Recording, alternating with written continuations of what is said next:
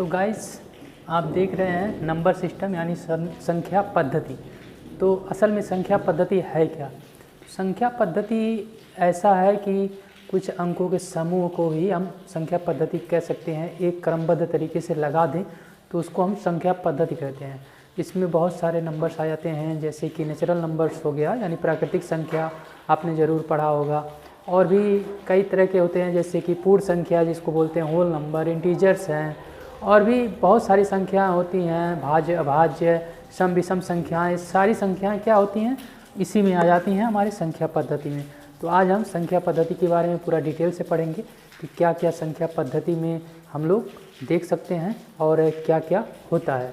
तो चलिए वीडियो को शुरू करते हैं। तो अब सबसे पहले तो संख्या में दो चीज़ों को हम देखते हैं, डिजिट जिसको अंक बोला जाता है। आपने अंक के बारे में ज़रूर सुना होगा, जिसको हम डिजिट बोलते हैं। तो डिजिट आखिर है क्या? आप डिजिट को मान सकते हैं 0, 1, 2, 3, 4, 5, 9 तक। आप 9 तक, 0 से 9 तक आप इसको डिजिट मान सकते हैं। आप 1 से लेके 9 तक आप इसको क्या बोलेंगे, सार्थक अंक हमारे हैं, इसको हम बोलते हैं सार्थक अंक। और 0 को हम बोलते हैं असार्थक अंक।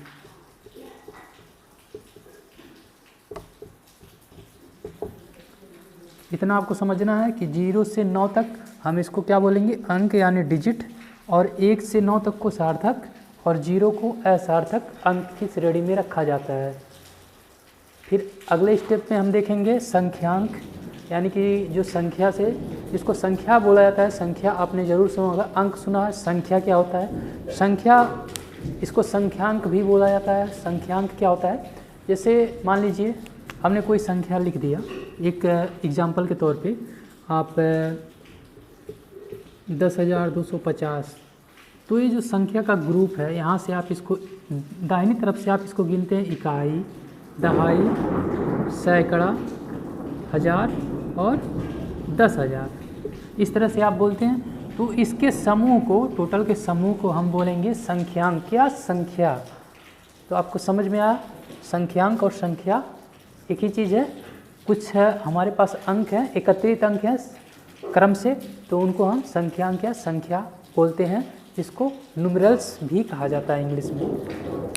इसके बाद आपको आ जाता है, एक आता है इसी में संख्या में ही फेस वैल्यू।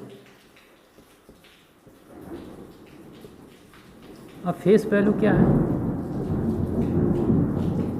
जिसको हम हिंदी में बोलेंगे जातीय मान। जातीय मान का मतलब आप इस तरह से लगा सकते हैं कि 12, 4, 2, 8 इस तरह से है। तो 4 का जातीय मान क्या होगा, 4 ही होगा। तो आप समझ गए होंगे कि इसका जो मान है वो उतना ही रहता है, जो जिस वैल्यू पे जहाँ पे वह स्थिर है उतना ही उसका मान होगा। जैसे यहाँ पे 2 है, 2 का मान, जातीय मान जो है फेस वैल्यू 2 ही होगा। और इसी में एक सेम चीज़ होता है प्लेस वैल्यू,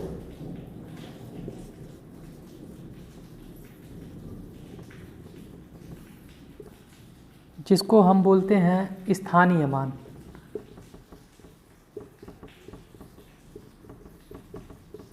स्थानीय मान आप लोगों ने लगाया होगा बचपन में, कभी ना कभी 3-4 कक्षाओं में ज़रूर लगाया होगा। तो आप इस तरह से यही संख्या मान लेते हैं। तो इसमें यदि 4 का स्थानीय मान निकालना है तो इस तरह से आप करते थे, 4 इंटू इसका जो है 1, 0, 0 करते थे, यानी एक अंक है तो 1 0, 2 अंक है 2 0, इस तरह से आप स्थानीय मान इसका निकालते थे।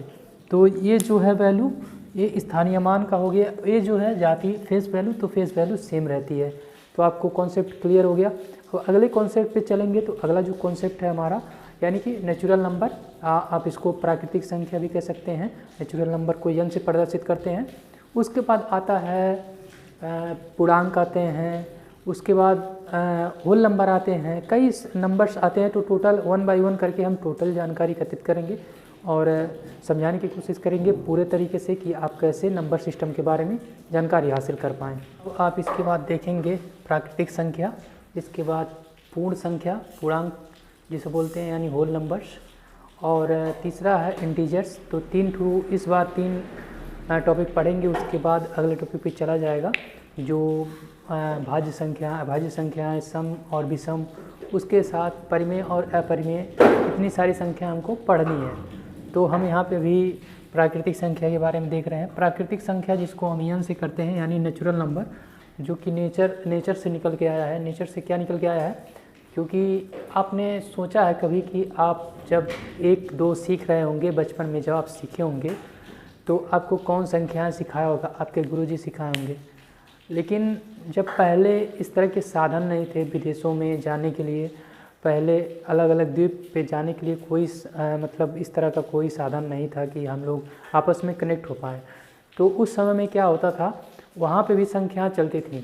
तो वहाँ पे यही संख्या अलग तौर तरीके से चलती थी, अलग, जैसे हिंदी का हो गया, उर्दू का हो गया, या फिर इंग्लिश का हो गया। तो अभी भी जो अलग अलग संख्याएं हैं इस तरह से पहले भी चलती थी।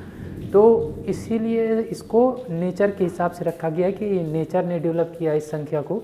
और 0 जो है आर्यभट्ट ने बनाया था, तो 0 को नेचुरल नंबर्स नहीं माना जाता है।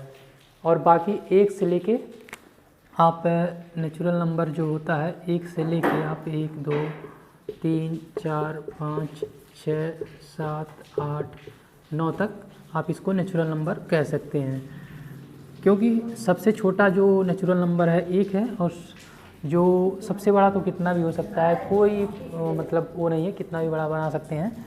इसी में होल नंबर, अगर इसको हम होल नंबर बनाना चाहें, होल नंबर बनाने के लिए आपको यहाँ पे बस आगे 0 लगा देना। अब यहाँ से हट के क्या हो जाएगा, W बन जाएगा, यानी होल नंबर हो जाएगा। तो यही फ़र्क है बस। 0 का यदि 0 लगा देते हैं तो होल नंबर हो जाता है, 0 हटा देते हैं तो नेचुरल नंबर्स बन जाता है। और अब बात आती है इंटीजर्स की। इंटीजर्स में क्या होता है? इंटीजर में होता है जैसे कि पूर्णांक, धन पूर्णांक हो गया और ऋण पूर्णांक हो गया। तो 1 से लेके 0, मान लीजिए 0 यहाँ प्लस की 1, 2, 3, 4, 5, 6 और 7 संख्या, या 8 हो गया, 9 तक ले लेते हैं। और इधर आप नीचे की तरफ जाएंगे तो -1, -2, 3, 4, 5, 6, 7, 8, 9, तो सब यहाँ पे क्या होगी, माइनस की संख्या होंगी। तो इधर वाली जो संख्या होंगी वो पूर्णांक होंगी, धन पूर्णांक होंगी, धन पूर्णांक, ठीक है। और इधर की जो संख्या होंगी वो होंगी ऋण पूर्णांक। इधर का यानी कि पॉजिटिव इंटीजर बोले जाएंगे, और इधर का जो बोला जाएगा नेगेटिव इंटीजर हो जाएगा इधर का। और ये जो 0 बच रहा है इसको आप 0 इंटीजर भी कह सकते हैं। और 0 का इस तरह का कोई मान नहीं होता है, बस 0 इंटीजर, आप इसको यहाँ पे 0 इंटीजर भी कह सकते हैं। लेकिन उतना सही नहीं है, बस 2 ही इंटीजर्स होते हैं, जिसको पॉजिटिव इंटीजर और नेगेटिव इंटीजर, यानी धन पूर्णांक और ऋण पूर्णांक बोला जाता है। तो आप इतना समझ गए होंगे। अब इसी के साथ अगले टॉपिक की बात करेंगे। तो अगला टॉपिक है सम संख्याएं, विषम संख्याएं। तो सम संख्याओं के बारे में क्या कह सकते हैं? सम संख्याएं जो 2 से विभाजित हो जाती हैं, सम संख्याएं होती हैं, यानी कि जिनमें 2 से भाग देने पे पूर्णतः विभाजित हो जाए वह संख्या। जैसे कि मान लीजिए कि यहाँ पे कोई संख्या मैं लिख देता हूँ। सम संख्या का मतलब हो गया इवन नंबर होता है, इंग्लिश में इसको इवन नंबर बोला जाता है। और जैसे कि यहाँ पे 4 हो गया, तो ये सम संख्या है, तो इसको हम 2 से भाग दे देंगे। 2 दूना 4, तो ये कट गया, यानी कि ये जो 4 था हमारा, जो 4 है वो क्या है, सम संख्या है। अब यहीं पे ये 3 होता तब यह विषम संख्या हो जाती, क्योंकि 2 से इसमें भाग नहीं जाता और ये विभाजित नहीं होता, तो इसको हम बोलेंगे विषम संख्या 3 को। तो आपको इतना समझ में आ गया। अब अगले टॉपिक पे चलेंगे। तो अगले टॉपिक पे बात करते हैं, इसको मैं थोड़ा मिटा देता हूँ, उसके बाद अगले टॉपिक पे चलते हैं।